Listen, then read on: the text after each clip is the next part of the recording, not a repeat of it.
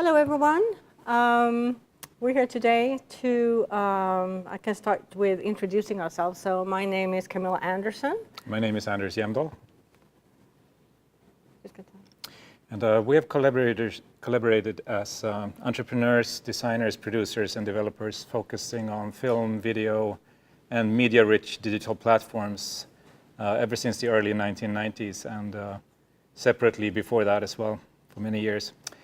We have worked with, for instance, Sony, Virgin, Ericsson, Nokia, Autodesk, government agencies, think tanks, and everything in between.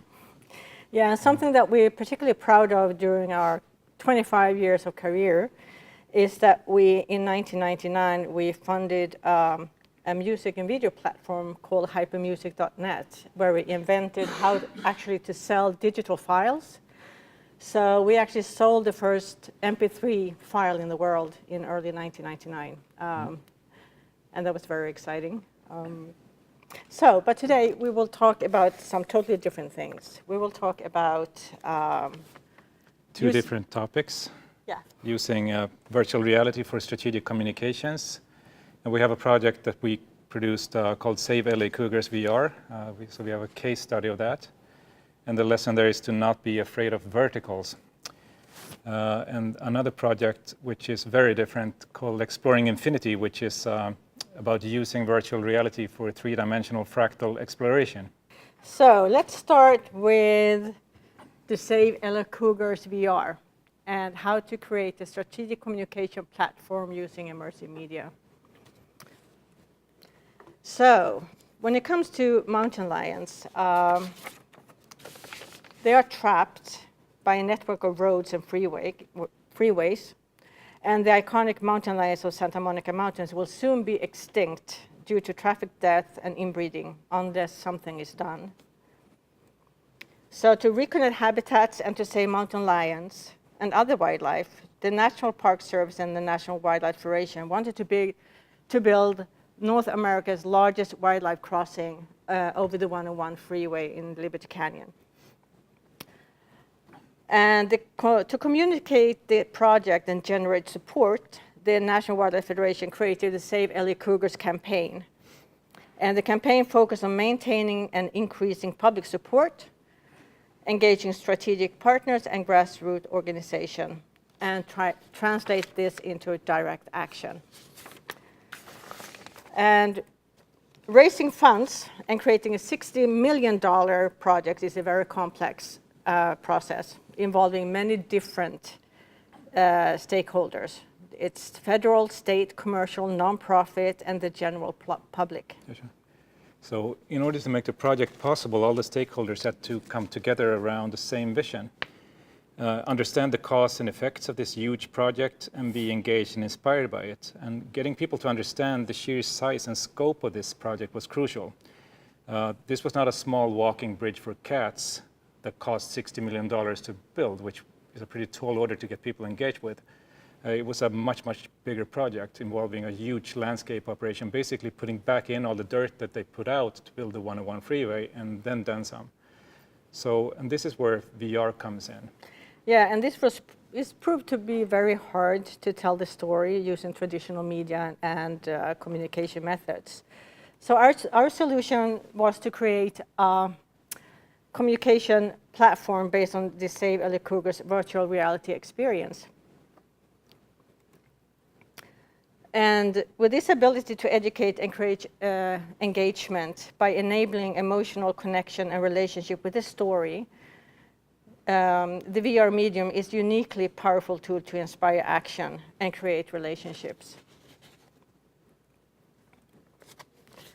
So the mission and goals of the Save LA Cougars campaign were to educate, engage, and inspire action and donation to make the Liberty Canyon wildlife crossing a reality. 80% of this project has to come from private donations and organizations donating money. So the campaign utilizes as its ambassador the powerful symbolic plight of P22, the famous mountain lion of Hollywood, who is trapped in Griffith Park, living right in the middle of Los Angeles. You might have heard of him. That's right. Yeah. So to tell the story of the mountain lions of Los Angeles and provide background about the need for a wildlife crossing, we created a VR experience that enables people to step into the story and step into the landscape, taking them on a journey, starting in downtown Los Angeles and showing the traffic around LA, which is actually the worst in the world, which is difficult if you're a mountain lion.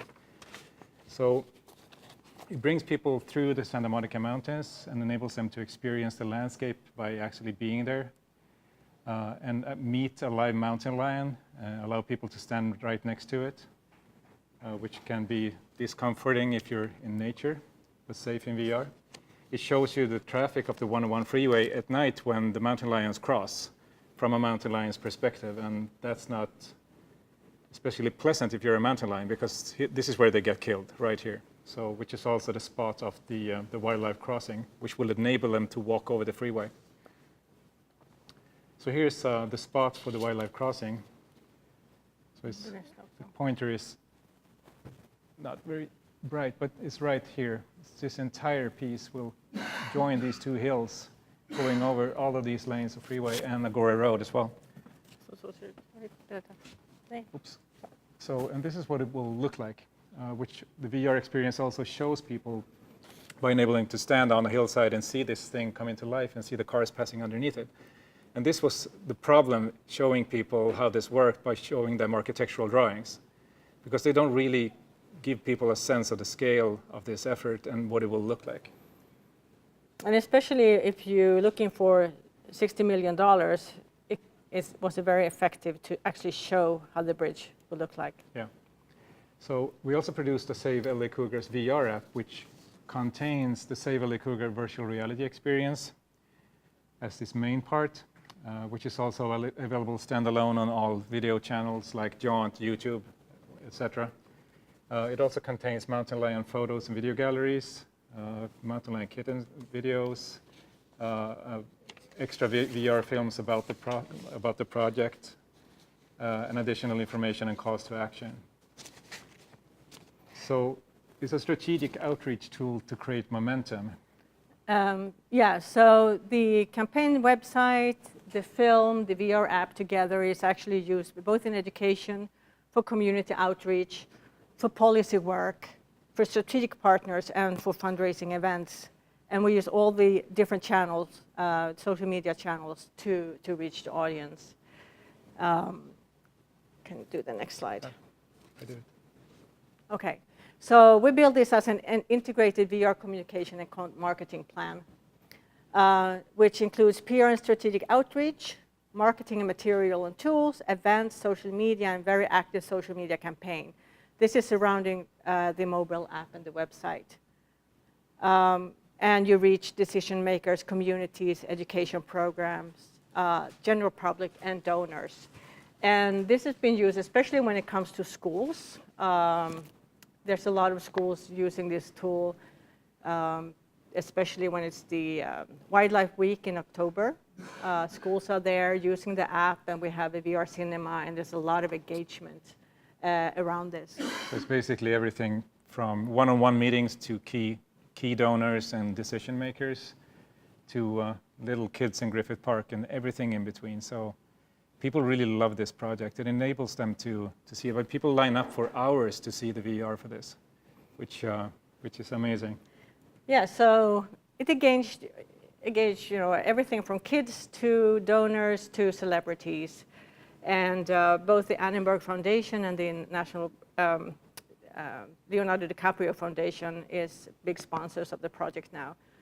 This is just very few of the events where this has been shown. So it has been events and exhibitions, including at the National Wildlife, the National History Museum, in a lot of these places, at Sundance. And also, yeah, you can see the school partnership is very, very active. We've been to the Getty Museum, and also the mayor's office dedicated a special day for P22 during the Wildlife Week in Griffith Park, which is a big wildlife celebration with a lot of stakeholders and NGOs. So the result of the campaign and the current status of building the wildlife crossing, we brought together the stakeholders around the shared vision, which was super important to be able to do this. And with VR, it could actually be an actually shared vision because they could see the same thing.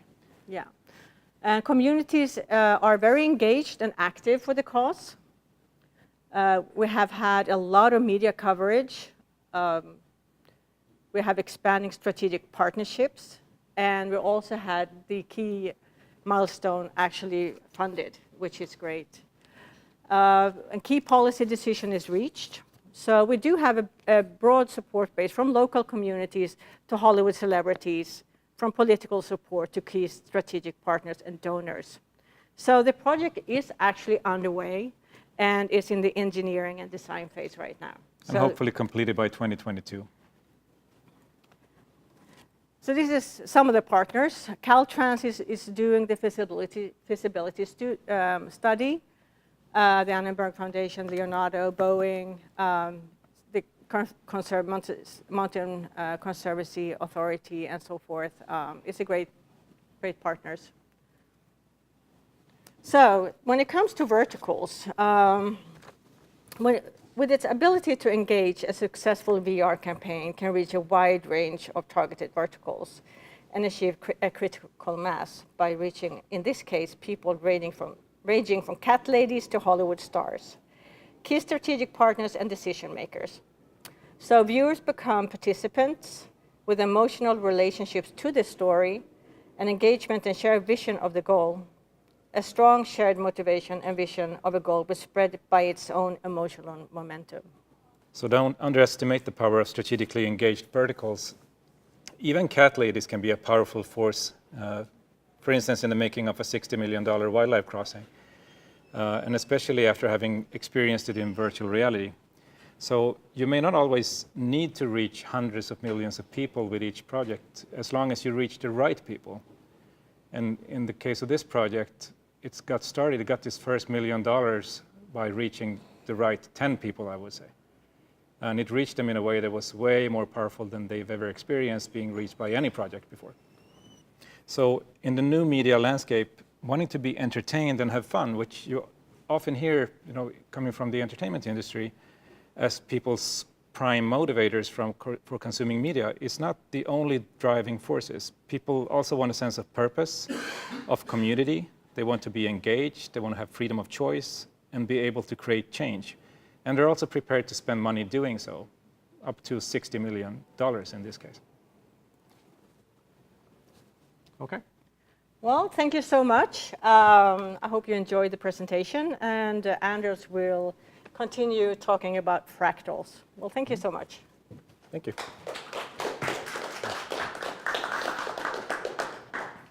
So my name is Anders Hjemdahl. I'm a producer and creative technologist, and I have also, for reasons that are unclear to me, also been exploring fractals for over 25 years. So I'm going to talk to you about fractals, what they are, how we can use them, and how we can explore them in virtual reality. So what are fractals? Numbers. Start with numbers. Numbers are everywhere.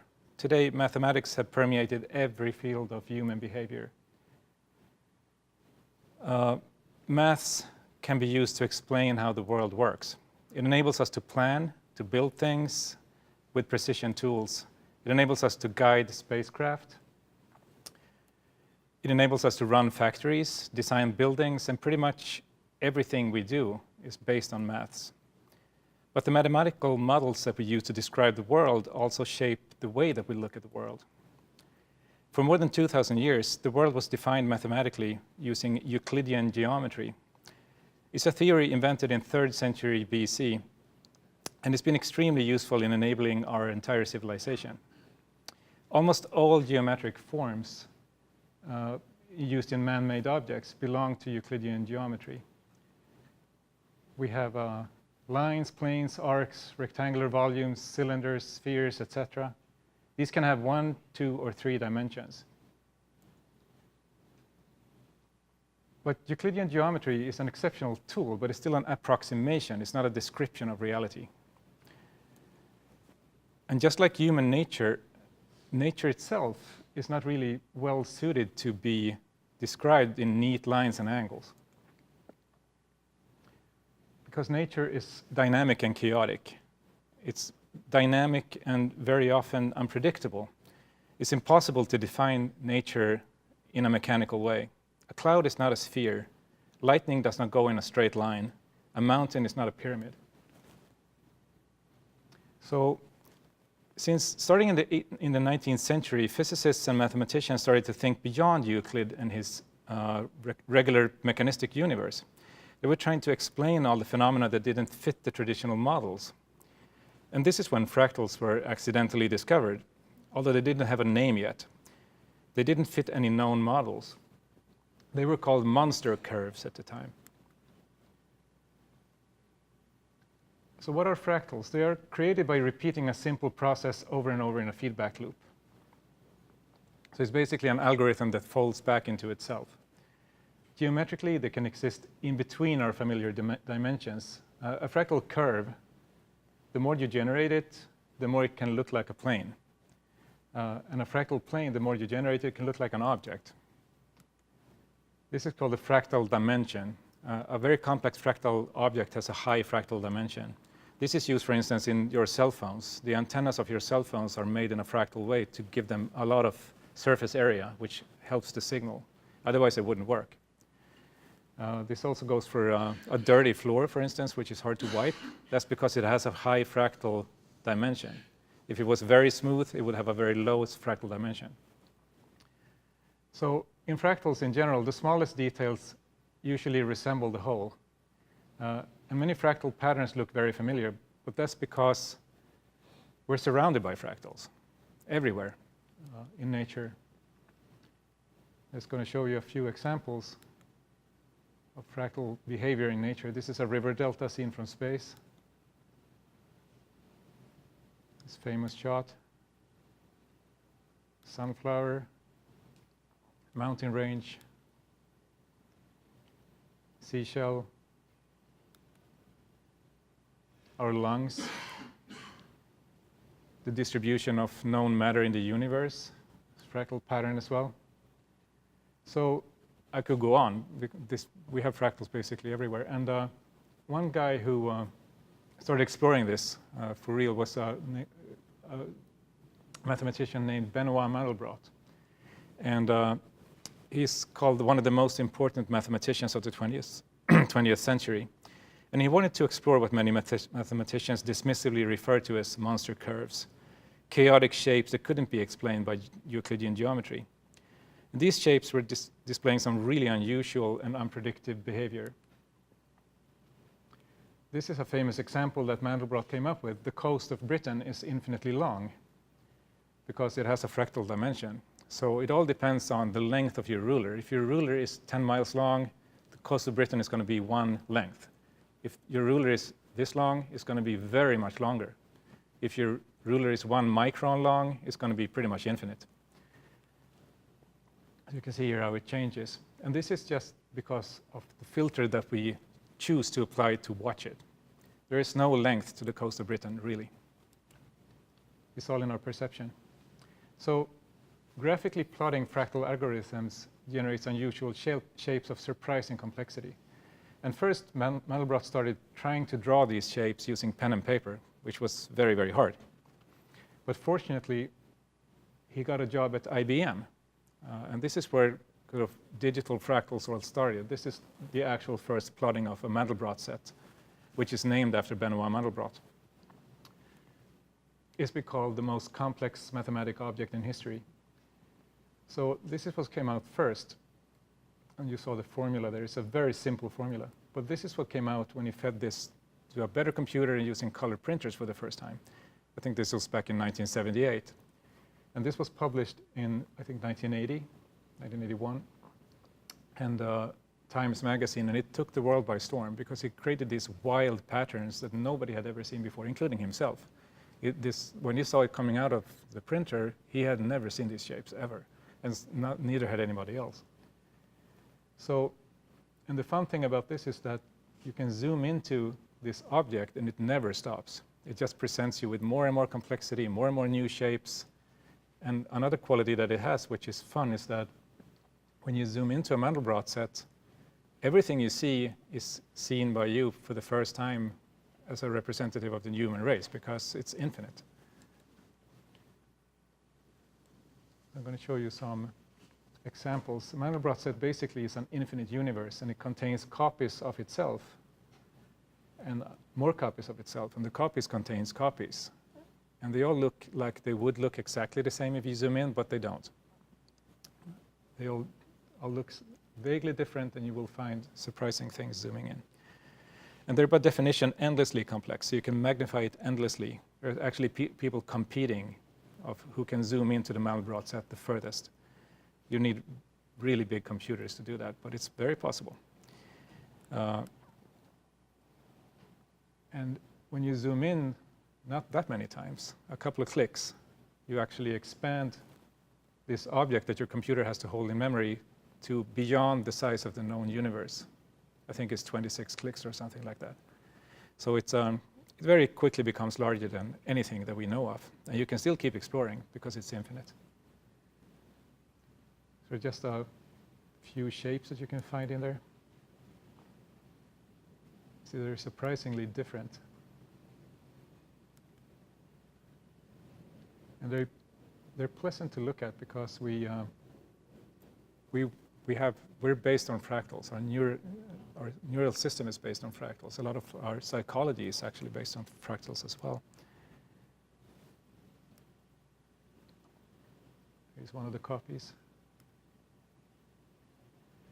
But then we move on to three-dimensional fractals, which is a very recent thing. This less than 10 years ago that a bunch of people at the fractal forums, a few professional mathematicians and some coders got together to try to really solve this problem, because people have been working at it for 40 years to try to solve how to create a truly three-dimensional fractal, which is not easy mathematically.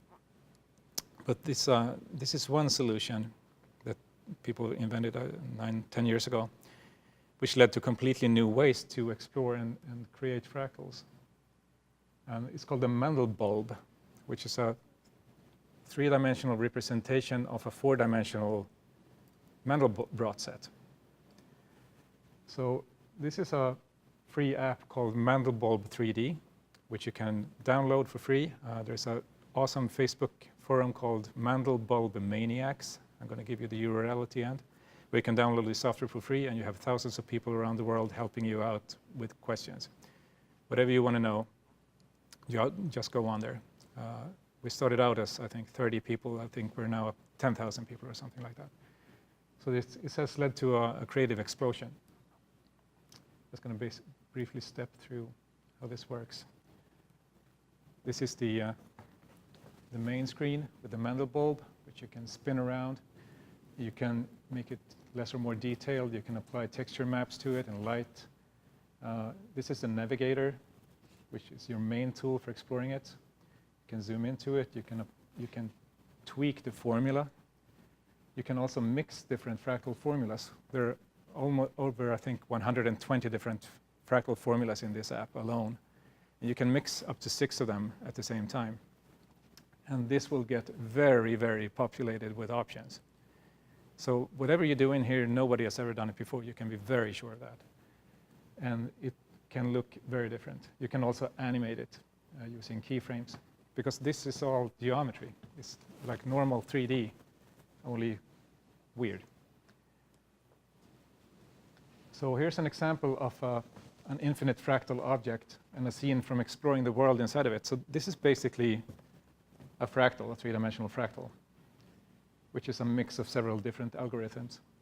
And when you go in there, it looks like this. And you can basically fly through this for infinity. I mean, it never stops. And you will discover a lot of weird stuff in there. Sometimes beautiful, sometimes scary. They all look different. So I'm going to show you a couple of different ones. So all fractal worlds have their own unique character. And they sort of have this weird sense of logic and purpose to them for some reason. Probably because we like having logic and fractal structures to things, because we're made of them, and nature is too. So this is a completely different fractal. Here's another one. Some look mechanical or architectural. And like I was saying before, you can, if you fly over here and you just go down into that hole, it never stops. But there might be stuff in there that looks like this. So, or this, maybe. And they're all infinitely big. And most feel like they're just beyond our capacity to grasp, which is a strange feeling, especially in VR, because of course you can explore these in VR too. They're just geometry. This app has a 360 camera built into it, so you just click one button and you have a 360 of it, like equirectangular, which you can animate, of course, which we do. So some just defy description completely. Some are really slow to render, some are really fast. Depends on the algorithm and where you are in the fractal object. So I'll show you an animation here. I don't know how to start this. There you go. This is just a low-res animation. So I do this in very, very high res, up to 10K VR as well, and also in real time. So you use real-time fractal algorithms that you can fly through and navigate through, which is a lot of fun in a 6DoF VR piece, let me tell you. And you can also bring in the fractal objects themselves. So here, let's see, we take a turn here.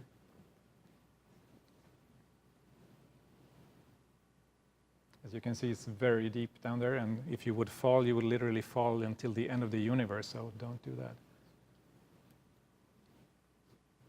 So are there any practical applications of fractals beyond the obvious? There is. So because they resemble natures, fractals can be used to mimic nature and natural phenomena with a very realistic result. For instance, fractal landscapes, which look like this, fractal trees, that's all fractals. The clouds are fractals, and everything in the picture is a fractal. And that's 15 years ago. So if you see them now, you wouldn't even see that it was a fractal. Most movies that you see, like the big Hollywood movies, they use fractals for everything, from texture mapping to landscapes to water to skies. This is an ad for Lufthansa. I think this is like 7, 8 years old. But this is all fractals, except the plane, of course. But that's 3D too. So, and you know, just a bunch of films that came out lately that uses fractals. Everything from Inception to basically all of the new movies, Doctor Strange, Guardians of the Galaxy, they depict actual Mandal Bulb fractals. So I'm ending the presentation with giving you the URL. Please go on there and join us and just do strange stuff and share it with other people. And if you have any questions about how to do this in VR, go on there and just ask me by name, and I will give you all the information that you need, and then some. Thank you.